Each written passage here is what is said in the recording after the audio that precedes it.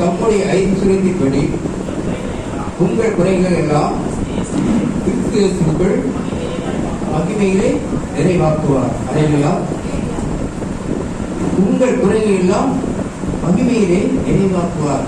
இயேசு கிறிஸ்து 2000 ஆண்டுகளுக்கு முன்பாக இந்த பூமியிலே ஒவ்வொரு ஜனங்களையும் ஒவ்வொரு இடத்தும் சந்திக்கிறதுக்கு இந்த நாள் பல வாகனங்கள் எதுவுமே அப்பொழுது கிடையாது. இருந்தாலும் ஒவ்வொரு பகுதிக்கும் அவர் நடந்தே போய் சுவிசேஷத்தை சொல்லி எவ்வளவோ மக்களை ரட்சிக்கப்பட்டார். ஆனால் இந்த நாளிலே தேவாலயம் நடக்கிறது 2 மணி நேரம், இங்கு போனால் 2.5 மணி நேரம். ஆனால் அதிலே செய்தி என்று வருவது இங்கு போனால் 3/4 மணி நேரம், இங்கு போனால் 1 மணி நேரம், இல்லைனா 40 நிமிஷம், இப்படிதான் வருகிறது. ஆனா அதுக்குள்ளே நம்முடைய சிந்தனைகள்லாம் வேற எங்கேயோ போகிறது. அது மட்டுமல்ல, ஒருவருக்கு அப்பொழுதுதான் கதை பேசுவதும் மற்ற காரியத்தை பற்றி சிந்திக்கிறதும் இருக்கிறது. சுமார் ஒரு 50 வருடங்களுக்கு முன்பு பார்த்தோம் என்றால் அப்பொழுது தெருக்கூத்து நடக்கும். அப்பொழுது பார்த்தோம்னா எல்லா ஜனங்களும் சாயங்காலம் 9 மணிக்கு ஆரம்பிச்சா அதிகாலையில 5 மணிக்கு தான் அது முடியும். ஆனா அவ்வளவு நேரமும் உட்கார்ந்து அந்த கதைகளை பார்த்து கொண்டு இருப்பார்கள். மறுநாள் கேட்டால் அந்த கதையை அப்படியே சொல்லுவார்கள். இந்த நாளில் நம்ம கதையை கேட்கிறோம், வசனத்தை கேட்கிறோம், செய்தியை கேட்கிறோம். என்ன செய்தி என்றால் யோசிக்கிற வேண்டிய சூழ்நிலையாக இருக்கிறது. அப்படியாக தான் அந்த கூத்து நடக்கும் போது ஒரு 2 பேர் அதை பார்க்க போயிருக்கிறார்கள். 2 பேரும் போன உடனே அதுல ஒருவன் தூங்கி விட்டான். ஒருவர் மட்டும் அதை ஒழுங்கா பார்த்து கொண்டே இருந்திருக்கிறான். ஆனா அந்த தூங்குறவனுக்கு ஒரு பழக்கம் உண்டாம். தூங்கும் போது வாய் திறந்துக்கிட்டு தான் தூங்குவானாம். உடனே இவன் கோவத்துல என்ன பண்ணிக்கலாம், வந்தவனை தூங்கிட்டான்னு சொல்லி இருந்த, ஏன்னா அந்த காலத்துல இப்பதான் செவிடு தரையும் வசை தரையும் எல்லாம் போட்டு வைத்து இருக்குது. அப்போ மண் தரலாம், கையில ஒரு பிடி மண்ணாடி வாயில போடலாம். உடனே இவன் பார்த்துட்டு மறுநாள் கேட்டானாம், நேற்று கூத்துல பாத்தியே, அது எதையாவது சொல்லு பார்க்கலாம். கூத்து முழுவதும் நர நரான இருந்தது. ஏன்னா அவன் வாயில மண் தானே இருக்கு, அதனால நர நரான இருந்தது. மறுநாளும் அதே போல அந்த 2 பேரும் போயிருக்கிறாங்க. போனவன மறுநாளும் தூங்கி விட்டாங்க. உடனே அவன் என்ன பண்ணிருக்கிறான்னா, சினிமா தியேட்டர்ல இந்த கூத்து நடக்கிற இடத்துலாம் இந்த சுண்டல் எல்லாம் நைட்ல விற்கிறது பழக்கம். அப்போ இந்த பக்கத்துல இருந்த சுண்டலை வாங்கி திரட்டு அதுல இருக்க மிளகாய் எல்லாத்தையும் தூக்கி அவன் வாயில போட்டான். அவன் அதை கடிச்சு பார்த்துட்டு மறுநாள் இந்த நாள் கூத்து எப்படி இருக்குன்னு கேட்டான். உடனே சொன்னானா, பயங்கர காரமா இருக்குதுன்னா. ஏன்னா இன்னைக்கு செய்தி நம்ம ஒரு சிலர் அப்படிதான் நம்ம கேட்டுக்கொண்டிருக்கிறோம்.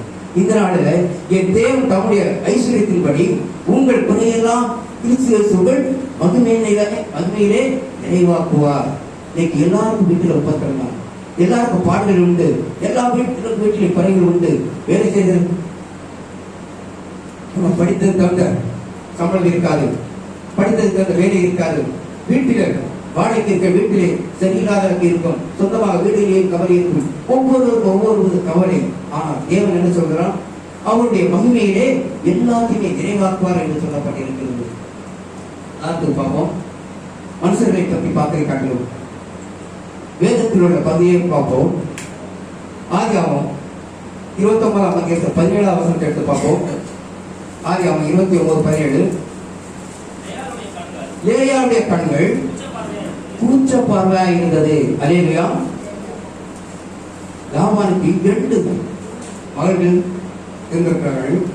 ஆனால் இன்னைக்கு அந்த நாளிலே அதில் ஒருவருக்கு கூச்ச பார்வையாக இருந்திருக்கிறது. ஆனால் அவளுக்கு திருமணம் செய்து வைக்கும் போது கூட அதுல ஒரு தடை. ஏன்னா இன்னைக்கு எல்லா கண்களின் பார்வையிலே அழகுள்ள கண்களை தான் பார்க்கிறது, அழகுள்ள ஆண்களை தான் பார்க்கிறது. ஆனால் கூச்ச பார்வையை சொன்ன உடனே அவளுடைய சொந்த அத்தை மகன் கூட சின்னவளை தான் கேட்கலானே தவிர பெரியவள் வேண்டாம், நான் சின்னவளுக்காக 7 வருஷம் வேலை செய்து சொல்லி அப்படியாக நேரத்தை கழிக்கிறான். ஆனால் அவன் தகப்பன் என்ன செய்கிறான்னா, சூழ்ச்சியமாக பெரிய மகளை திருமணம் செய்து வச்சோட மனசு கஷ்டப்பட்டு மறுபடியும் கேட்கிறான். அதுக்கு என்ன, இடையவளை வேணாலும் கல்யாணம் பண்ணிக்கோ, அதுக்கு நீ 7 வருஷம் வேலை செய்யணும்னு அதுக்கு பறந்து வந்து வேலை செய்கிறான். ஏன்னா அவருடைய அழகு நிமித்தம் அவன் வேலை செய்து கொண்டு இருக்கிறான். ஆனால் அது மட்டுமல்ல, 2 பேரை திருமணம் செய்தோடனே 2 பேருக்கு 2 வேலைக்காரிகளை கொடுத்துறாங்க. மொத்த 4 பேர். ஒருவருக்கு வந்து 4 இனம். இன்னைக்கு சொத்தை பங்கிட நாம் பங்கிடுவார்கள், சாப்பாடை கூட பங்கிட பங்கிடுவார்கள். ஆனால் கணவனை பங்கிட யாருக்கும் முடியாது. ஆனால் இவருடைய கணவரை 4 பங்கு போட்டார்கள். 4 பாகமாக பிரிக்க அளவுக்கு ஆகிவிட்டது. காரணம் என்ன என்று பார்த்தோம்னா, இவருடைய ஒரு கூச்ச பார்வை நிமித்தம் எல்லாருமே அற்புதமாக எழுதுகிறார்கள். எல்லாரும் அற்புதமாக என்றதை பார்த்த உடனே தேவன் அவளுக்கு என்ன செய்யறான்னா, யாருக்கு 3 பேருக்கு கிடைக்காத அற்புதத்தை அவளுக்கு கற்பம் தெரிவிக்க வைக்கிறார். உடனே அவள் அதிகமாக சந்தோஷப்படுகிறாள். காரணம் என்ன என்று பார்த்தோம்னா, இன்னைக்கு அற்புதமாக இருக்க எழுதுகிறவர்கள் தான் தேவன் என்ன சொன்னா ஆசீர்வதிக்கிறார். இன்னைக்கு அழகுள்ளவர்களை காட்டிலும் அழகில்லாதவர்களை தான் தேவன் தேடி போகிறார். ஏன்னா தேவனுடைய பார்வையிலே அவர் எல்லாரும், அவர் கண்கள் பூமி எங்கும் உலாவிக் கொண்டிருக்குது. அவர் கண்கள் பூமி எங்கும் சுற்றி கொண்டிருக்கணும். எதை குறித்து பயப்படாத அளவுக்கு நம்ம என்ன செய்யணும்? தேவனை முன்வைத்து ஒவ்வொரு காரியத்தையும் செய்ய வேண்டும். எந்த காரியத்தை ஆரம்பித்தாலும் அதை தேவனை முன்வைத்து செய்த போது இந்த கூச்ச பார்வையுடைய ரேயாளுக்கு தேவன் எப்படி அற்புதம் செய்கிறாரோ அதே போல நமக்கு அற்புதம் செய்வார். இன்னொரு சம்பவத்தை கூட பார்க்கலாம். நாகமான குறித்து எல்லாரும் கேள்விப்பட்டிருக்கோம். நாகமான் சிரியா ராஜாவின் படைத்தளபதியாக இருந்தாலும் கூட அவன் ஒரு குஷ்டரோகியாக இருக்கான் என்று பார்க்கிறோம். அந்த குஷ்டரோகியை அந்த தேசத்திலே எவ்வளவு பேர் குஷ்டரோகியாக இருக்கலாம். ஆனா இப்பொழுது என்ன மருந்து கண்டுபிடித்தாங்கன்னு தெரியல. ஆனா இந்த குஷ்டரோகியை இப்ப பார்க்க முடியுது. ஆனா ஒரு சில இடத்துல இப்போ நாட்பட்டு போனாங்கன்னா அந்த காலை டைத்துல அங்க ஏகப்பட்ட பேர் இருக்கிறார்கள். ஏன்னா அங்க இந்த மார்வாடிஸ்லாம் அதிகமாக அங்க அவங்களுக்கு வேண்டிய ஆகாரம், பண்ணு, ஜாங்கிரி இதெல்லாம் இப்பொழுது செய்து கொடுத்து கொண்டிருக்காங்க. காலை வேலையில் இப்படிலாம் கொடுத்து கொண்டிருக்காங்க. அதனால அந்த பகுதியில் அதிகமாக இருக்கிறாங்க. இந்த பகுதியில நம்ம யாரும் பார்க்க முடியவில்லை. ஏன்னா காரணம் என்ன என்றால், அந்த தேசத்திலே ஏகப்பட்ட இஸ்ரவேல் தேசத்திலே ஏகப்பட்ட குஷ்டரோகிகள் இருக்கிறார்கள். ஆனால் தேவன் யாரை தேடி போனார் என்று பார்த்தோம் என்றால், அந்த நாகமான மட்டும்தான் தேவன் அங்கே சுகமாக்குறது கிருபை செய்தார் என்று பார்க்கிறோம். ஏன்னா இந்த நாளிலே அதிகமாக நாம் என்ன செய்கிறோம்னா, தேவனை சார்ந்திருப்பதில்லை, மனிதனை சார்ந்திருக்கிறோம், டாக்டரை சார்ந்திருக்கிறோம். எல்லாத்துக்கும் என்ன செய்கிறோம்னா, நமக்கு எது வருது, எது நமக்கு ஆதாயம், இதைத்தான் நம்ம இருக்கோம். இந்த படத்தளபதியாக இருக்கிறவன் அங்கே இஸ்ரவேல் தேசத்திலே அடிமையாக பிடித்துக் கொண்டிருந்த ஒரு பெண்ணை நாகமான் வீட்டிலே வேலைக்கு சேர்த்திருக்கிறார்கள். அப்பொழுது அவள் சொல்கிறாள், எங்கள் தேசத்துக்கு போனால் எங்கள் தீர்க்கதரிசி அவருக்கு சுகம் கொடுப்பார் என்ற ஒரு வார்த்தையை சொல்கிறார்கள். அந்த வார்த்தையை கேட்டு தன்னுடைய ராஜாவோட போய், நான் இந்த தீர்க்கதரிசியை தேடி போகிறேன் என்று சொல்லி அங்க போகும்போது அதற்கு வேண்டிய லெட்டரும் அதற்கு வேண்டிய பொருள் எல்லாத்தையும் வாங்கி கொண்டு போகிறான். அங்கே போய் இந்த ராஜாவிற்கு கேட்டவனே, குஷ்டரோகத்தை நான் சுகமாக்குவான் என்று அவன் பதறி போய் அவன் தன் வசத்தை பிடித்துக் கொண்டு அழுது கொண்டு இருக்கிறான். இந்த செய்தி கேட்ட உடனே எலிசா தீர்க்கதரிசி அங்கே ஆள் அனுப்பி அவரை என்னிடத்தில் வர சொல்லுங்கள் என்று சொல்கிறார். அதில் பார்ப்போம். 2 ராஜாக்கள் 5ஆம் அதிகாரத்திலே 9ஆம் வசனத்தை எடுத்து பார்ப்போம்.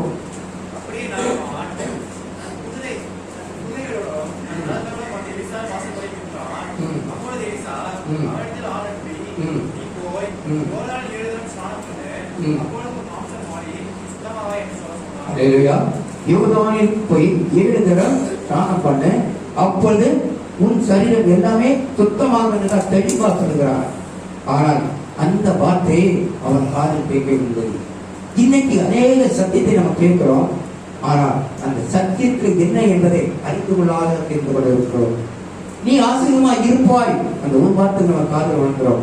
ஆனா அதுக்கு முன்னாடி பேசுற ஒவ்வொரு வார்த்தையும் காதில் விடாது, அந்த மாதிரி விடும். ஏன்னா தேவனுடைய பார்வையிலே அங்கே அவர் தெளிவாக சொல்கிறார். அப்பொழுது எலிசா அவனிடத்தில் ஆள் அனுப்பி, நீ போய் யோர்தானில் 7 தடவை ஸ்நானம் பண்ணு, அப்பொழுது உன் மாம்சம் மாறி நீ சுத்தமாவா என்று சொல்ல சொன்னான். அப்பொழுது ஒருவர் போய் போய் சொல்கிறார், நீ 7 தடவை ஸ்நானம் பண்ணு, அங்கே நீ சுத்தமாவா என்று சொன்னதே அவன் அலட்சியமாக எண்ணுகிறார். இன்னைக்கு அநேகர் அலட்சியமாக பண்ணிதான் அநேக ஆசீர்வாதத்தை கெடுத்துக் கொண்டிருக்கிறோம். உபத்திரங்கள் பாடுகளுக்கு நம்ம அடிமையாக காரணம் என்றால் தேவன் வார்த்தைக்கு கீழ்ப்படியாத நினைத்தான். அங்கே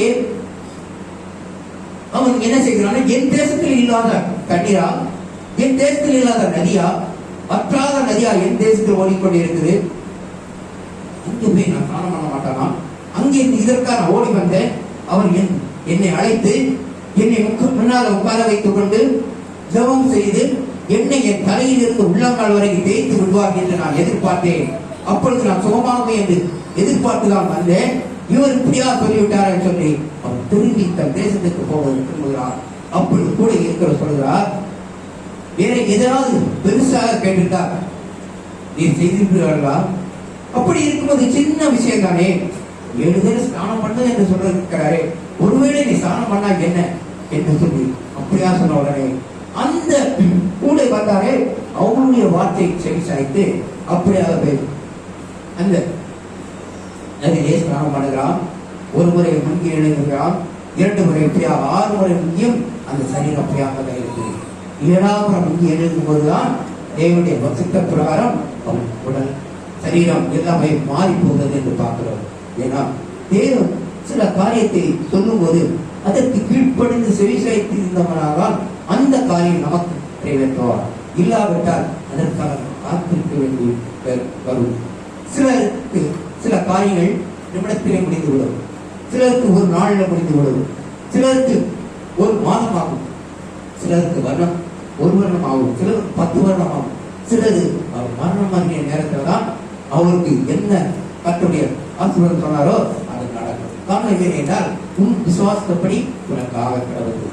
நீ எப்படி தேவனுடைய சொன்ன வார்த்தையை ஆம் என்று ஆமென் நீ எப்பொழுது இதயத்தில் நினைத்துக் கொண்டாயோ அப்பொழுதே அது ஆசீர்வதிக்கப்பட்டுள்ளது. ஏன்னா அவர் சொல்கிறார், உங்கள் குறையெல்லாம் கிறிஸ்து இயேசுவுக்குள் மகிமையிலே நிறைவாக்குவார். நம் குறையை நீக்குவதற்கான தேவன் வந்தார். 38 வருஷம் வியாதியாக இருந்தானே, அவன் 38 வருஷம் என்ன சொல்லிக் கொண்டிருந்தான்? ஆண்டவரே, எனக்கு உதவி பண்ண யாருமே இல்லையே, அந்த குளத்திலே கொண்டு என்னை இதனால் மூழ்கடிக்கிறதுக்கு யாருமே இல்லையே என்று சொல்லிதான் கொண்டு கொண்டே இருந்தாரே தவிர, ஆண்டவரே இதை எனக்கு நீர் குணமாக்க முடியும், நீரே என்னை குணமாக்கலாம் என்று அவன் கேட்கவில்லை. 38 வருஷமா அப்படியா கிடந்தவனை தான் தேவனை தேடி போனார். ஏன்னா தினமும் ஆண்டவரே என்னை தூக்கி, காரணம் என்ன கேட்டால் நாம் கேட்கிறது விண்ணப்பிக்கிறது தேவனுடைய பார்வைக்கு அது பிரியமா இருக்க வேண்டும். தேவையில்லாத காரியத்துக்கலாம் ஆண்டவரே இதை தர மாட்டீரா என்று கேட்கிறோம். ஆனால் தேவை உள்ளதை நாம் கேட்க மாட்டேங்கிறோம். காரணம் என்ன என்றால் தேவன் உனக்கு என்ன தேவை என்பதை தேவன் அறிந்திருக்கிறார். நம் தேவையை அவர் பூர்த்தி செய்தான் கர்த்தர் நமக்கு இருக்கிறார். நாம் எதை கேட்டாலும் அதை நிச்சயமாக செய்வார். சின்னதா இருந்தாலும் சரி, பெருசா இருந்தாலும் சரி, எதை கேட்டாலும் தேவன் நமக்கு மாட்டேன்னு சொல்ல மாட்டார், எல்லாத்தையும் நமக்கு சொல்வார். இந்த நாகமான் அந்த இடத்திலே போய் என்ன செய்தார் என்று பார்த்தோம்னா, தன் தேசத்துக்கு திரும்பி வந்து விட வேண்டும் என்று அப்படியாக செய்கிறார். அவர் கூடி இருக்கிறவர், அந்த ஊழியக்காரரை போல இருக்கிறவர் சொல்கிறார், அந்த தீர்க்கதரிசி சொன்ன காரியத்தை செய்தால் என்ன என்று சொன்ன போதுதான் அவர் விடுதலை பெறுகிறார் என்று பார்க்கிறோம். கர்த்தர் பார்வையிலே இன்னைக்கு நாம் எதை செய்தாமோ அதை தேவனுக்கு தெரியும். உனக்கு என்ன தேவை என்பதை அது உன் வாயினால வருகிறதா இல்லை நீ அதை எப்படி பெற்றுக் கொள்வாய் என்பதை உதாரணத்தை பார்ப்போம். 2 ராஜாக்கள் 4ஆம் அதிகாரத்தில் 13, 14, 15 வருஷத்தை பார்ப்போம்.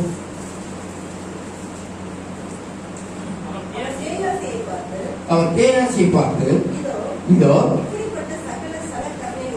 இப்படிப்பட்ட சகல சகலர்களும் எங்களை விசாரித்து வருகிறாயே, உனக்கு நான் என்ன செய்ய வேண்டும்? ராஜாவிடத்திலாவது சேனாதிபதியாவது உனக்காக நான் பேச வேண்டிய காரியம் ஏதோ உண்டோ? அவளை கேள் என்றால் அதற்கு அவள், என் ஜனத்தின் நடுவே நான் சுகமாய் குடியிருக்கிறேன். அல்லேலூயா. இன்னைக்கு எல்லா மக்களும் அப்படிதான் சொல்லிக் கொண்டு இருக்கிறோம். என் ஜனத்தின் நடுவிலே நான் சுகமாக தான் இருக்கிறேன், சந்தோஷமா தான் இருக்கிறேன், மகிழ்ச்சியா தான் இருக்கிறேன். ஆனால் அவளுக்குள்ளே இருக்கிற ஒரு குறை இருக்கிறது என்பதை அடுத்த பார்ப்போம். 15. அப்பொழுது அவள் அவளை கூப்பிடு என்றான். அவளை கூப்பிட்ட போது அவள் வந்து வாசப்படியில் இருந்தால், அப்பொழுது அவள் அல்லேலூயா. அதுக்கு முன்பு அதுக்கு 14 பார்ப்போம். அவளுக்கு செய்ய வேண்டியது என்ன என்று கேயாசியை அவள் கேட்டதற்கு அவளுக்கு பிள்ளை இல்லை, அவள் புருஷனும் பெரிய வயதுள்ளவனாய் இருக்கிறார். அல்லேலூயா. அவளுக்கு பிள்ளை இல்லை என்பதை கூட மறந்து போய் என் ஜனத்தின் மத்தியிலே நான் சுகமாய் குடியிருக்கிறேன் என்று சொல்லுகிறாள். அநேக காரியங்கள் மறைக்கப்பட்டிருக்கிறது. ஏன்னா ஏதாவது ஒரு பணம் ஏதாவது இடத்துல வைத்திருக்கிறது மறந்திருக்கலாம். ஏன்னா டெய்லி சாப்பிடுறதுல ஒரு பொரியல் கூட மறந்திருக்கலாம். ஆனால் தனக்கு பிள்ளை இல்லை என்பதை அவள் எப்படி மறந்தாள்? ஆண்டவர் அந்த நேரத்தில் சொல்லி இருக்கலாம், எனக்கு பிள்ளை இல்லை, எனக்கு ஒரு பிள்ளை கிடைத்தால் நலமா இருக்கும் என்று ஒரு வார்த்தை சொல்லி இருக்கலாம். ஆனால் என் ஜனத்தின் மத்தியில் நான் சுகமாக குடியிருக்கிறேன் என்று சொல்லுகிறாள். அப்பொழுது கேயாசி சொல்லுகிறார், அவள் புருஷனோ வயது சென்றவனாக இருக்கிறார், அவளுக்கோ பிள்ளை இல்லை. அப்பொழுது அந்த ஏற்ற காலத்திலே உனக்கு ஒரு பிள்ளை இருக்கும் என்று சொல்லக்கூடிய அளவுக்கு அங்கே திருமணம் நடந்து கொண்டிருக்கிறது. இன்னைக்கு திருமணம் எதை கேட்க வேண்டும், எதை கேட்க வேண்டும் என்று தெரியாத அளவுக்கு இருக்கிறோம். ஈசாக்கு கூட தன் மனைவிக்கு பிள்ளை இல்லை என்று எவ்வளவு நாட்களில் கழித்து ஆண்டவர்கிட்ட விண்ணப்பம் வைத்தார் தெரியுமா? 20 வருடங்கள். அவருக்கு 40ஆம் வயதில் திருமணம் நடந்தது. 60ஆம் வயதில் தான் இரட்டை பிள்ளைகள் பிறந்தது என்று பார்க்கிறோம். அந்த 20 வருஷம் 19 வருஷம் பிள்ளை இல்லாதவருக்கு வேதனைப்பட்டுக் கொண்டுதான் இருந்தாள். அப்பொழுது தன் மனைவிக்காக யார் ஜெபிக்கிறார்? தன் கணவன் ஜெபிக்கிறார். கணவன் ஒருமனப்பட்டு ஜெபிக்கிறார். அதுவரைக்கும் ஏகதானம் இருந்து விட்டார், சந்தோஷத்தில் இருந்து விட்டார், சமாதானத்தில் இருந்து விட்டார், தன் தகவனுடைய ஆசையை எண்ணி பார்த்துக் கொண்டிருந்தார், எதையோ செய்து கொண்டிருந்தார். ஆனால் பிள்ளை இல்லை என்பது வருத்தம் வந்தவுடனே தேவன்கிட்ட கேட்கிறார். ஈசாக்கு மண்டியிட்டு கேட்கிறார், ஆண்டவரே எனக்கு ஒரு சந்ததி வேண்டும், எனக்கு ஒரு பிள்ளை வேண்டும் என்று கேட்டவுடனே அப்பொழுது அந்த விண்ணப்பத்தை உடனே கேட்டு இரட்டை பிள்ளையாக அங்கே கொடுக்கிறார். ஏசாவும் யாக்கோபும் இரட்டை பிள்ளைகளை அங்கே கொடுக்கிறார் என்று பார்க்கிறோம். தேவன்கிட்ட நமக்கு எந்த நேரத்தில் எது வேண்டுமோ அதை கேட்க வேண்டும். அப்பொழுதுதான் தேவன் அதை கரெக்டாக செய்வார். நாம் பார்த்துக் கொள்ளலாம், தேவனே நமக்கு செய்வார். தேவனே அந்த 38 வருஷம் வியாதியாக இருந்தன அவனை சுகப்படுத்தாரே, அப்படியாக நமக்கு செய்வார் என்று நம்ம பார்த்திருக்கிறத காட்டிலும் 18 வருஷம் கூலியா இருந்தவர்கள் 18 வருஷம் தேவாலயத்தில் எல்லா வேலையும் செய்து கொண்டுதான் இருந்தாள். முதலாவது பெருக்கினாள். ஏன்னா அவளுக்கு கூலியா இருக்கிறதே, அவள் எதுவும் எதிர்பார்த்துக் கொள்ளவில்லை. தேவன் அதை எனக்கு சுகப்படுத்த வேண்டும் என்று நினைக்கவில்லை. நாம் பிறப்பிலே தூரமாக இருக்கிறோம் என்று நினைத்துக் கொண்டிருந்தாள். ஆனால் தேவன் என்ன செய்யலாம்?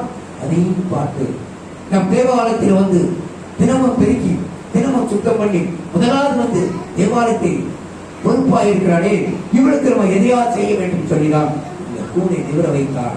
அல்லேலூயா. தேவன் நம்ம எதை கேட்கிறோமோ அதை கரெக்டாக நம்ம கேட்க வேண்டும். ஏன்னா எலிசா தீர்க்கதரிசி கூட தன்னுடைய முதலாளிக்க எலியாவிட்ட என்ன கேட்டார்னா, நீர் 2 ராஜாக்கள் 2ஆம் அதிகாரத்தில் 9ஆம் வசனத்தை எடுத்து பார்ப்போம்.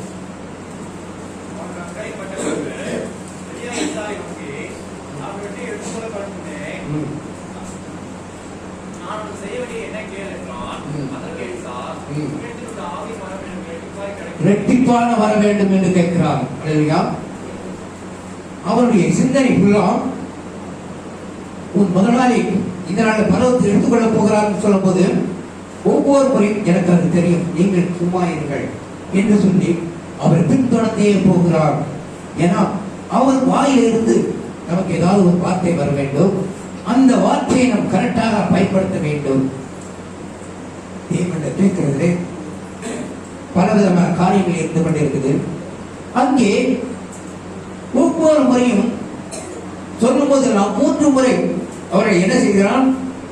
இவர் சொல்கிறார், நான் இந்த இடத்துக்கு போக வேண்டும், நான் அக்கறைக்கு போக வேண்டும், நீ இங்கே இரு, நான் போயிட்டு வந்துடுறேன் என்று சொல்லும் போது இல்ல நானும் கூட வருகிறேன். ஏன்னா அவருக்கு தெரியும் பரலோகத்துக்கு எடுத்துக்கொள்ள போகிறார் என்று. இவருக்கு தெரியும் அவர் பரலோகத்துக்கு எடுத்து போகும்போது ஏதாவது அவற்றிலிருந்து வாங்கிக் கொள்ள வேண்டும். அவர்கிட்ட ஏதாவது வாங்கிக் கொள்ள வேண்டும் என்றால் அவருடைய கையில் இருக்கிறது இடுப்பு ஒரு ஒன்றரைச்சான் வேஷ்டி, தோல்ல ஒரு ஒன்றரை துண்டு தான் இருந்ததே தவிர வேற எதுவுமே இல்லை. ஒண்ணும் இல்லை, ஆஸ்தி இல்லை, வீடும் இல்லை, ஆசிரியம் கிடையாது. ஆனாலும் அவருடைய இருக்கிற ஆண்டவருடைய பக்தியை அவர் குறிவைத்து அந்த வரத்தை நம்ம எப்படியா வாங்கிவிட வேண்டும் என்று கேட்கிறார். அப்பொழுது கேட்கும்போதுதான், உனக்கு நான் பரலோகத்துக்கு என்னை எடுத்துக்கொள்ளும் முன்பாக நான் உனக்கு என்ன செய்ய வேண்டும் என்று கேட்கும்போது கேட்கிறார், எனக்கு இரட்டிப்பான வர வேண்டும். நீர் இப்பொழுது செய்த அற்புதத்தை காட்டுகிறோம். ஏன்னா எலியா தீர்க்கதரிசியை விட எலிசா தீர்க்கதரிசி தான் அதிகமான அற்புதங்கள் அதிசயங்கள் செய்திருக்கிறார். அதாவது சாரிபாத் விதவை எலியா தீர்க்கதரிசி அங்கே போய் அற்புதம் செய்தது மட்டுமில்ல, என் பிள்ளையை நானும் இந்த மாவை பிட்டு சாப்பிட்டு விட்டு சாக போறேன் என்று சொன்ன போல அவள் வார்த்தையை பிசாசை கேட்டு அவளுடைய மகனை அப்படியே கொன்று போட்டு விடுகிறாள். கொன்று விடுகிற பிள்ளை இறந்த பின்பு அப்பொழுது தேவ உடையக்காரன் போயிட்டு, நான் அன்றே செத்திருந்தா 2 பேருமே செத்திருப்போமே, இப்பொழுது என் மகன் மட்டும் செத்து விட்டாரே என்று அவள் அந்த கதறுகிறாள். அங்கே கதறும் போது என்ன நடக்குது என்று கேட்கும்போது, என் மகன் மறித்துவிட்டார் சொன்ன உடனே அங்கே அவனுக்கு ஜீவனை கொடுக்கிறார். பழைய முதலாவது எலியா தீர்க்கதரிசி அப்படியா செய்கிறார். அதே போல எலிசா தீர்க்கதரிசி சுனாமியான மகள் அப்படியாக இறந்து விடுகிறான். அதே போல அவனுக்கு ஜீவனை கொடுக்கிறார் என்று பார்க்கிறோம். ஏன்னா அவனை காட்டிலும் எலிசா தீர்க்கதரிசி தான் அதிகமாக அற்புதம் செய்தார் என்று பார்க்கிறோம். ஏன்னா இரட்டிப்பான வரத்தை கேட்கிறார். அந்த இரட்டிப்பான வரத்தை வாங்கி விடுகிறார். வாங்கி அநேக அற்புதம் செய்கிறார். ஆனால் தேவன் நம்முடைய குறைகளை நிறைவாக்குற தேவனாக இருக்கிறார். ஆனா அவருக்கு ஒரு குறை இருந்தது என்று பார்க்கிறோம். 2 ராஜாக்கள் 2ஆம் அதிகாரத்துல 23, 24 வசனத்தை எடுத்து பார்ப்போம். 2 ராஜாக்கள் 2ஆம் அதிகாரத்துல பெத்தேலுக்கு போனார். பிள்ளைகள் பட்டணத்திலிருந்து வந்து அவனை பார்த்து, மொட்டை தலையா ஏறிப்போ, மொட்டை தலையா ஏறிப்போ என்று நிந்தித்தார்கள். அல்லேலூயா. ஒரு தீர்க்கதரிசி எவ்வளவோ சாந்த குணமாக இருப்பார். ஆனால் இந்த பிள்ளைகள் பட்டணத்திலிருந்து வந்து மொட்டத்தலையா ஏறிப்போ என்று சொன்ன உடனே அவன் மனசுல எவ்வளவு வேதனை துக்கம் இருந்தது நிமித்தம். அதுக்கு அடுத்த வசனத்தை பார்ப்போம். அப்பொழுது அவன் திரும்பி அவர்களை பார்த்து கர்த்தரின் நாமத்தில் அவர்களை சபித்தான். அல்லேலூயா. ஏன்னா தீர்க்கதரிசிக்கு விரோதமாகும், ஊழியக்கார் விரோதமாகும் நாம் ஒருவருக்கும் போது நாம் ஏதாவது சொல்லி குற்றப்படுத்தும் போது அங்கே சில உபத்திரங்கள் வரும். அவர் சபித்த உடனே என்ன நடந்தது பார்த்தால், அங்கே கரடி வந்து அந்த 42 பிள்ளைகள் பீறி போட்டது. அல்லேலூயா. பிள்ளைகள் பீறி போட்டா என்ன ஆகும்? ஒன்றும் நாம மன்னிப்பு இருப்போம். அல்லேலூயா. ஏன்னா தேவனுடைய பார்வையிலே நம்முடைய குறைகளை நீக்க தேவன் நமக்கு இருக்கிறார். ஆனா அதே சமயத்தில் நிந்திக்கும் போது தேவன் அதற்கு விரோதமான காரியங்களை நமக்கு செய்கிறார் என்று பார்க்கிறோம். ஏன்னா காணாமல் கல்யாணத்தில் கூட அந்த திராட்சரசம் குறைப்பட்ட உடனே தேவன் அங்கே என்ன செய்கிறார்னா, இயேசுவாக்கு இருக்கிறார், அவர் தாயார் பக்கம் இருக்கிறார். இன்னைக்கு ஒரு பொருள் இல்லை என்றால் ஒன்றுமில்லை. ஒரு ஆலயத்திலே சாப்பாடு போடும்போது பொட்டலமா வாங்கும்போது ஒரு 2 பொட்டலம் குறைந்ததுன்னா உடனே அந்த சாப்பாடு போடுறவர்கள் பதற்றம் வந்துவிடும். உடனே ஓடி போய் 2 பொட்டலத்துக்கு 4 பொட்டலமா வாங்கிட்டு வருவார்கள். காரணம் என்ன என்றால் எல்லாரும் அந்த நேரம் திருப்தியாக சாப்பிட வேண்டும் என்பதற்காக. ஏன்னா அங்கே குறைபட்ட போது அந்த குடும்பத்திலே அதிக வேதனைப்பட்டார்கள். என்ன செய்வது? சொந்தமாக இருக்கிற மரியாதை பார்த்து சொல்கிறார், திராட்சரசம் புறப்பட்டது என்று. அவள் யார்? அவள் ஒரு பெண். என்ன செய்ய முடியும்? அவள் ஓடி போகிறாள், தன் மகனை பார்க்கிறாள். திராட்சரசம் புறப்பட்டது என்று சொல்கிறது. சொல்லும்போது அவள் சொல்கிறாள், ஸ்திரீயே, எனக்கு இன்னும் வேலை வரவில்லை, தேவன் எனக்கு அந்த நேரம் இன்னும் கொடுக்கவில்லை. உடனே சொல்கிறாள் அவளுடைய விசுவாசம். அவர் என்ன சொல்கிறாரோ அதன்படி செய்கிறேன் என்று சொல்லி அங்கே இருந்து வேலைக்காரரை அவள் அனுப்புகிறாள். உடனே கற்சாடிகளை எடுத்து வைங்கள், அதில் தண்ணியை நிரப்புகள், அதை மொண்டு கொடுங்கள் என்று சொல்லும்போது அந்த திராட்சரசம் முந்தினதை காட்டிலும் பிந்தினது அவனை நன்றாக இருந்த உடனே எல்லாருமே பாராட்டுகிறார்கள். காரணம் என்ன என்றால் தேவன் அங்கே அற்புதம் செய்கிறார். உன் குறைகள் என்ன? அங்கே அங்கே திருமணத்திலே திராட்சரசம் கொல்லப்பட்டது. அது நிமித்தம் அங்கே இயேசு என்ன செய்யறான்? அங்கே வெறும் தண்ணீரையே திராட்சரசமா மாற்றினார் என்று பார்க்கிறோம். அற்புதம் செய்த தேவன் நமக்குள்ள இருக்கிறார். நம் தேவன் நம்ம எல்லா காரியத்திலும் ஆசீர்வதிக்க தேவனாய் இருக்கிறார். அவரை நம்மளை புல்லுள்ள இடங்களை வைத்து அமர்ந்த தண்ணீரிலே நம்மளை கொண்டு போய் என்ன சாப்பிட வேண்டுமோ, எந்த நேரத்தில் வேண்டுமோ அந்த நேரத்திலே தேவன் நமக்கு அற்புதம் செய்கிற தேவனாய் இருக்கிறார். சில நேரங்களிலே நம்ம ஏதாவது எதிர்பார்த்திருப்போம், ஆனால் யார் மூலமாக அந்த பொருள் நமக்கு வந்து சேரும். சில நேரம் சில காரியங்கள் நம்ம எதிர்பார்ப்போம், ஆனால் அது வரவே வராது. உடனே நம்ம நினைப்போம், சில காரியங்களை நாம் நினைத்த உடனே தேவன் நமக்கு கொடுத்து விட்டார். சில காரியங்கள் நான் ஒரு காரியத்தை நினைத்திருந்தேன், என்னோட 3 நாள் ஆகுது, இன்னும் எனக்கு அந்த பொருள் வரவில்லை, எனக்கு அந்த பொருள் கிட்டவில்லை. சில பொருளை நம்ம எதிர்பார்க்கும் போது அது நமக்கு கிடைக்காது. சில பொருட்கள் உடனே தாமதிக்க உடனே வந்து சேர்ந்துள்ளோம். அன்னாள் அப்படியாதான் தேவன் அன்னாள் கர்ப்பத்தை அழைத்தார் என்று பார்க்கிறோம். அப்பொழுது அவருடைய கணவர் சொல்கிறார், 10 பிள்ளைகளை காட்டிலும் உனக்கு நான் அதிகமா இல்லையா? உனக்கு நான் என்ன செய்ய வேண்டும்? வீட்டில் என்ன பங்கிட்டாலும் ரெட்டிப்பானது அவளை கொடுப்பார். எந்த காரியம் செய்தாலும் அவரை கேட்டுதான், அன்னாளை கேட்டுதான் ஒரு காரியத்தை செய்வார். ஏன்னா அவர் மேல் அவ்வளவு பாசம். ஆனால் பிள்ளை இல்லாத நினைத்தார். அவள் சக்கரத்தை அவளை அப்பப்போ கொடுத்துக் கொண்டே இருக்கிறார். ஒன்னு சாமியல் 10ஆம் அதிகாரத்துல 1 சாமியல் 1ஆம் அதிகாரத்துல 10-11 எடுத்து பார்ப்போம். 1 சாமியல் 1ஆம் அதிகாரத்துல 10-11. அவள் போய் மனம் கசந்து மிகவும் அழுது கர்த்தரை நோக்கி விண்ணப்பம் பண்ணி, சேனையின் கர்த்தாவே கண்ணோக்கி பார்த்து ஒரு ஆண் பிள்ளையை கொடுத்தார், அவள் கர்த்தருக்கு ஒப்புக் கொடுப்பேன் என்று அங்கே ஒரு பொருத்தனை பண்ணுகிறாள் என்று பார்க்கிறோம். ஏன்னா குறைகளை நிறைவாக்குற தேவன், நம் குறை என்பதை தேவன் அறிந்திருக்கிறார். ஆனால் அவள் பிள்ளை இல்லை என்ற உடனே அப்படியாக அமைதியாக தான் இருந்து கொண்டிருந்தாள். அவள் சக்கரத்தை அவளை மாறி மாறி துன்புறுத்தின நிமித்தம் மனவேதனைப்பட்டு ஒவ்வொரு நாளும் அழுது கொண்டு சாப்பிடாமல் இருப்பாள். அவள் அழுது கொண்டு, அவள் என்னை இப்படி பேசிவிட்டாளே என்று அழுது கொண்டு சாப்பிடாமல் இருந்தாளே தவிர ஆண்டவருக்காக அவள் உபவாசம் இருக்கவில்லை. ஆனாலும் மனவேதனைப்பட்டு துக்கப்பட்டு அந்த தேவாலயத்தில் போய் எல்லாரும் தனியா இருக்கவில்லை, தனியாக போய் தேவாலயத்தில் போய் கதறுகிறாள், கண்ணீர் வடிக்கிறாள், துக்கம் கொண்டாடுகிறாள், அங்கே வேதனைப்படுகிறாள், தன் இதயத்தில் இருக்கிறதெல்லாம் ஊற்றுகிறாள்.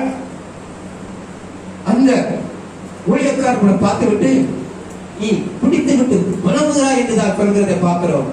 ஆனால் அவள் அப்பொழுதும் சாந்த குணமாக சொல்கிறாள். இப்பொழுது நம்ம ஒரு வார்த்தை சொல்லிவிட்டோம்னா எதிர்க்கிறது அதே அன்னாளா இருந்தா என்ன வார்த்தை வரும் தெரியுமா? நான் செய்தது உங்களுக்கு தெரியாதா? நான் என்ன பண்ணிக்கணும்னு புரியாதா?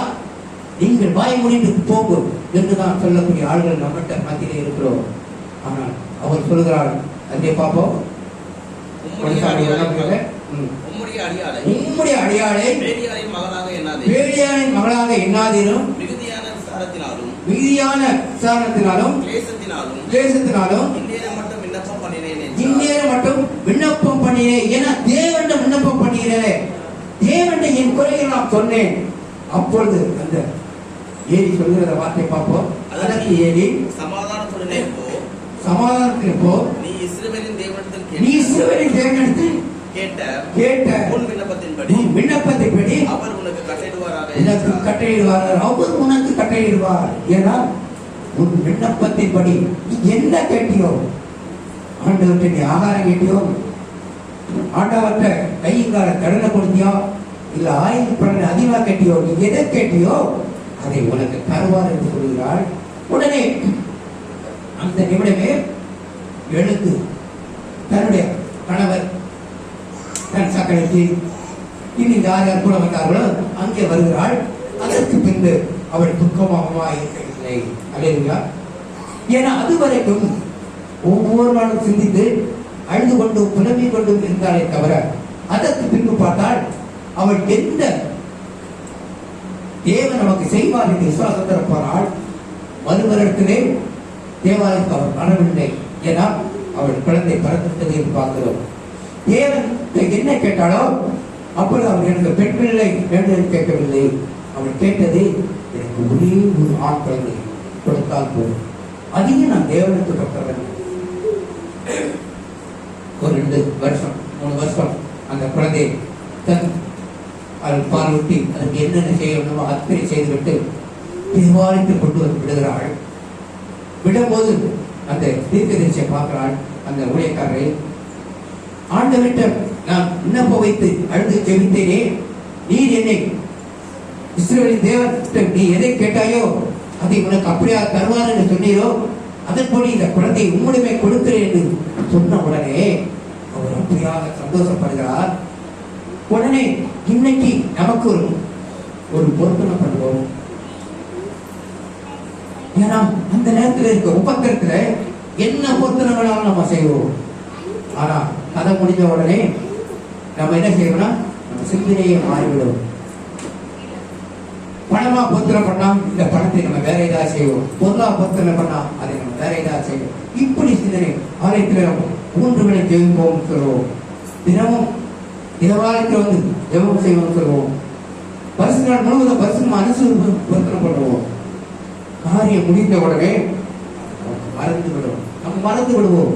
ஆனா அண்ணான் என்ன செய்தானா, தேவாலயத்தில் கொண்டு வந்து அந்த விட்ட உடனே தீர்க்கதரிசி சந்தோஷப்பட்ட உடனே பின்பு என்ன நடந்தது என்று பார்த்தோம் என்றால், மீண்டும் அவருக்கு 2 குழந்தையை கொடுத்தார் என்று பார்க்கிறோம். அல்லேலூயா.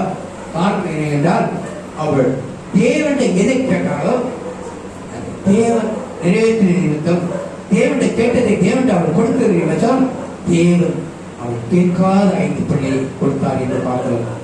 நம்முடைய குறைகளை நிறைவாக்குற தேவன். இன்னைக்கு அநேக குறைகளை தான் நம்ம வந்திருக்கோம். இன்னைக்கு காலையில் கூட நமக்கு ஏதாவது குறைகள் இருக்கும், வீட்டுல தேவைகள் இருக்கும், ஆகாரத்தை குறை, பஞ்சம், ஆடை கொடுக்க முடியவில்லை, மாதம் கடைசி ஆகிவிட்டது, இந்த கடைசி வாரத்தில் என்ன செய்வோம், அந்த காசை நான் செலவழிந்து விட்டது, கணவர் சரியாக சம்பளம் தரவில்லை, வேலை செய்த இடத்துல சரியாக சம்பளம் தரவில்லை என்று பல விதத்திலே நமக்கு ஒரு குறை இருக்கும். ஆனால் தேவன் நம்ம அந்த குறையை தேவனுக்கு கரெக்டாக நம்ம சொன்னால் தேவன் நமக்கு அதை கொடுப்பார். நம் தேவையெல்லாம் சந்திக்கப்படும். ஏன்னா தேவன் எல்லா விதத்திலையும் ஆஸ்வதிக்கப்படுவார். ஆனால் சில பேர்கள் கேட்கிற விதமே என்ன செய்யணும், வேற விதமாக கேட்பார்கள். எதை ஆண்டவர்கிட்ட கேட்க வேண்டும், எதை கணவர்கிட்ட கேட்க வேண்டும், எதை பிள்ளைகிட்ட கேட்க வேண்டும், எதை மற்றவர்கிட்ட கேட்க வேண்டும் என்று தெரியாத அளவுக்கு இன்னைக்கு அநேகர் இருக்கிறோம். எடுத்து பார்ப்போம். ஆதியாகமம் 30ஆம் அதிகாரத்துல முதல் வசனத்தை எடுத்து பார்ப்போம். ஆதியாகமம் 30ஆம் அதிகாரத்துல முதல் வசனம். யாக்கோபுக்கு பிள்ளைகளை பெறாததை கண்டு சகோதரியின் மேல் பொறாமை கொண்டு யாக்கோபை நோக்கி, எனக்கு பிள்ளைகளும் இல்லாவிட்டால் நான் சாகிறேன். அல்லேலூயா. இல்லாவிட்டால் நான் சாகிறேன். தேவன் கொடுக்க வேண்டிய ஆசீர்வாதத்தை தன் கணவன்கிட்ட கேட்டு, இல்லாவிட்டால் நான் சாகிறேன், எனக்கு பிள்ளை இப்பொழுது உடனே கொடு. ஏன்னா என் சகோதரிக்கு 5-6 பிள்ளைகள் ஆகிவிட்டது, அவள் வேலைக்காரிக்கு குழந்தை பிறந்து விட்டது, என்னுடைய வேலைக்காரிக்கு குழந்தை பிறந்து விட்டது, இப்பொழுது நான் குழந்தை இல்லாத இருக்கிறேனே என்று துக்கப்படுகிறார், வேதனைப்படுகிறார், தன் கணவரை திட்டுகிறார்.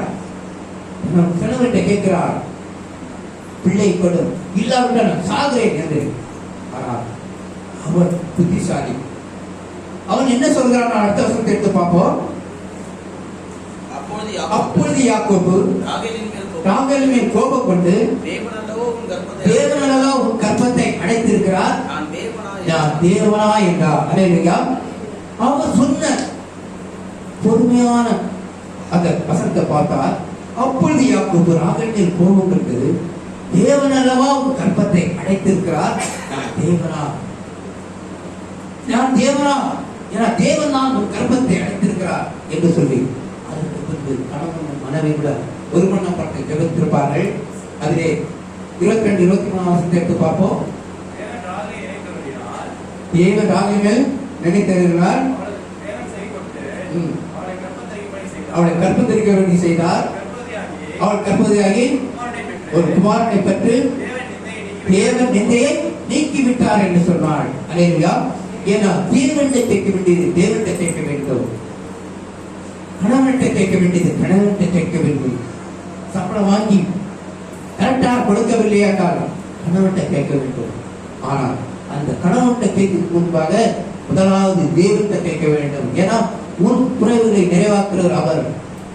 கணவருக்கு சம்பளம் முழுவதும் கர்த்தர் எனக்கு தடையின்றி வர வேண்டும் என்று நீ கர்த்தரிடம் விண்ணப்பம் வைத்தால் உன் கணவனுடைய சம்பளம் கரெக்டாக உனக்கு வந்துவிடும். இல்லைன்னா பாதி வழியில போய்விடும். அது பைக்குள்ள வைக்கிற பணம் வெளியே எங்கேயா போய்விடும்.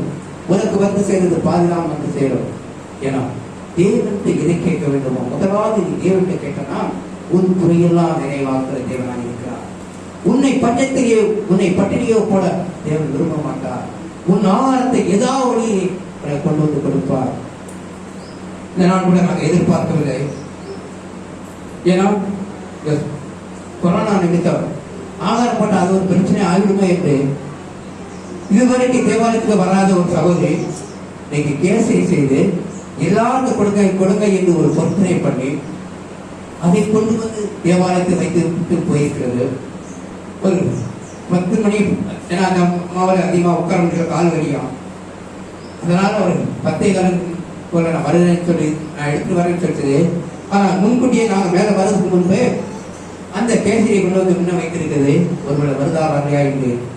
ஏன்னா காரணம் என்னென்றால் தேவன் ஒரு காரியத்தை செய்வார் என்பதை. ஏன்னா ஒரு 4 நாளுக்கு முன்பாக வந்தது. என் கால் 2 ஓங்கி போய்விட்டது. என்னால் நடக்கக்கூட முடியவில்லை. நான் இப்போ வந்தது கூட என் பிள்ளைக்கு தெரியாது என்று சொல்லி வந்தது. அப்போ சொன்னேன், எனக்கு ஜெபம் பண்ணி என்ன கொடுக்கணும். நான் சொன்னேன், நீ ஒரு எண்ணெய் பாட்டு வாங்கிட்டு வா, நாங்கள் ஜெபம் பண்ணி தரோங்க.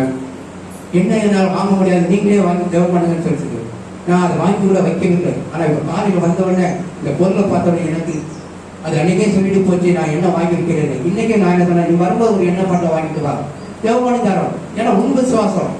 ஏன்னா நாங்கள் வாங்கி சில சபைகளிலே சின்ன பாட்டில் நிரப்பி வைத்திருப்பார்கள். உடனே ஒரு எண்ணெய் பாட்டை எடுத்து கொடுப்பார்கள்.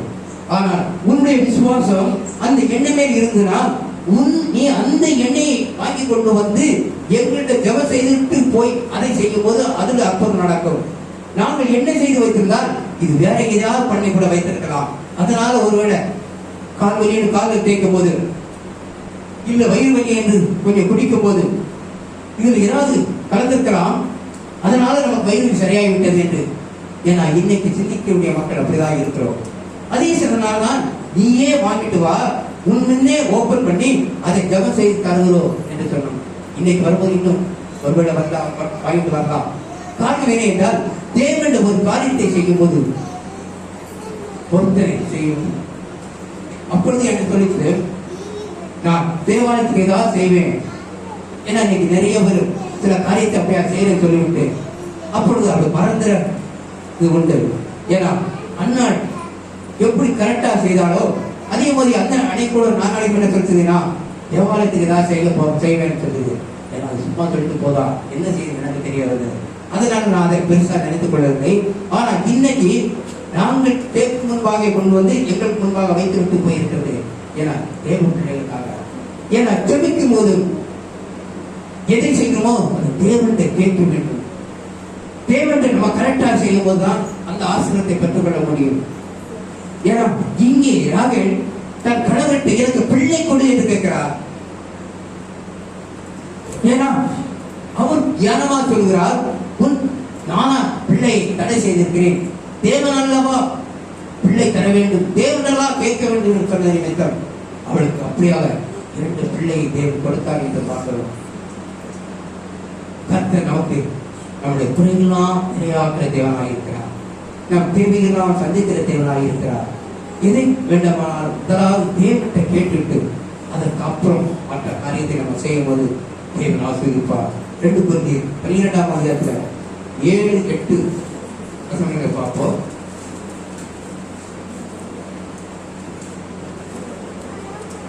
2 கொரிந்தியர் 12ஆம் அதிகாரத்துல 7, 8 அன்றியும் மேன்மையை குறித்து நான் என்னை உயர்த்தாதபடிக்கு என் மாம்சத்திலே ஒரு முள் கொடுக்கப்பட்டுள்ளது. என்னை நான் உயர்த்தாதபடி அது என்னை குட்டும் சாத்தானுடைய தூதனாய் இருக்கிறது. அல்லேலூயா. அப்போஸ்தலன் பவுல் எவ்வளவு பத்திரப்பட்டார், எவ்வளவு துக்கப்பட்டார், அடிக்கப்பட்டார், வேதனைப்பட்டார். சிறுவையில் மட்டும் அடையப்படவில்லை, மற்ற எல்லா காரியங்களும் அவர் செய்யப்பட்டார். ஆனாலும் அவர் ஆண்டவர்கிட்ட கேட்கிறார். அவருக்கு ஒரு முள் கொடுக்கப்பட்டிருந்தது.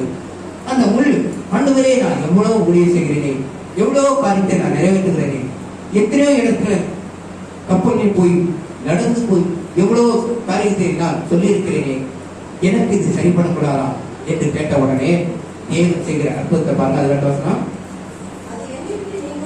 அது என்னை விட்டு நீங்கும்படிக்கு நான் 3 தரம் கர்த்தரிடத்தில் வேண்டிக் கொண்டேன். அல்லேலூயா.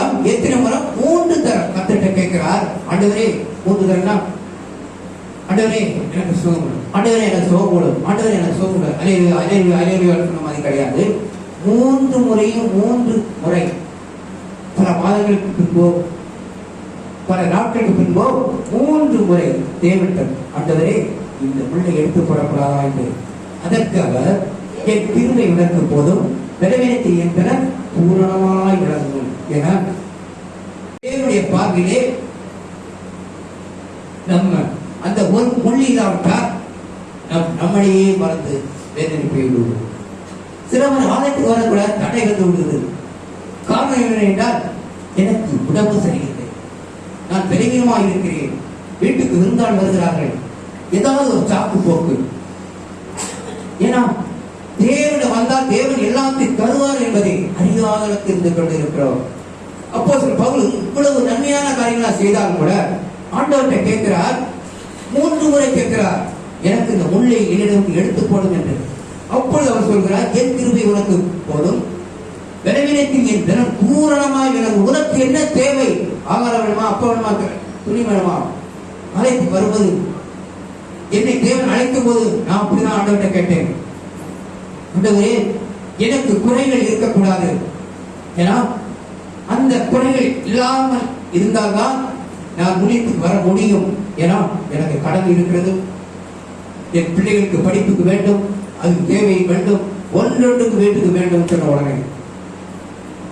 ஆனா அதுக்கு முன்பு சுமார் 5 வருடம் ஆண்டவர் சின்ன எப்படி அப்போஸ்தலன் பவுலுக்கு 3 முள்ளு கொடுக்கப்பட்டதோ அதே போல எனக்கு அந்த 5 வருஷம் நான் ஞானஸ்தானம் பெற்ற உடனே தேவன்கிட்ட நான் ஒப்பு கொடுத்து விட்டேன். இனி வட்டி வாங்க மாட்டேன், இனி ஒருவரை ஏமாற்றியோ பொய் சொல்லியோ காசு எதுவும் வாங்க மாட்டேன் அப்படி என்று ஒரு பொருத்தனை செஞ்சதை 5 வருடம் நான் பட்ட உபத்திரம் எப்படி என்றால் அந்த அப்போஸ்தலர் பவுலை காட்டிலும் அதிகமாக இருக்கும். வரும் கையில சம்பளம் வேலை செய்த இடத்திலே சம்பளம் கூட்டாளர்களே இருந்தது. வர சம்பளத்தை அப்படியே வீட்டுக்கு கூட வர மாட்டேன், தசமா கரெக்டா எடுத்து வைத்துவிட்டு உடனே வைத்த கடையிலே வட்டிக்கு பணம் வாங்கியிருந்தேன், அந்த வட்டியை கொடுத்து கொண்டே இருப்பேன். கையில் 300 ரூபாய் கூட இருக்காது. ஏன்னா வேற எதுவும் வழி கிடையாது. ஏன்னா வட்டிக்கு நான் வாங்குறேன் இருந்தால் நிமிஷத்துக்கு அந்த காசை 100 ஆக்கிடுவேன், 100 1000 ஆக்கிடுவேன். ஒரே 1 லட்சம் ரூபாய் என் கையில கொடுத்து 1 வருஷத்துக்கு கேட்டால் அதை 20 லட்சமா மாத்திர முடியும்.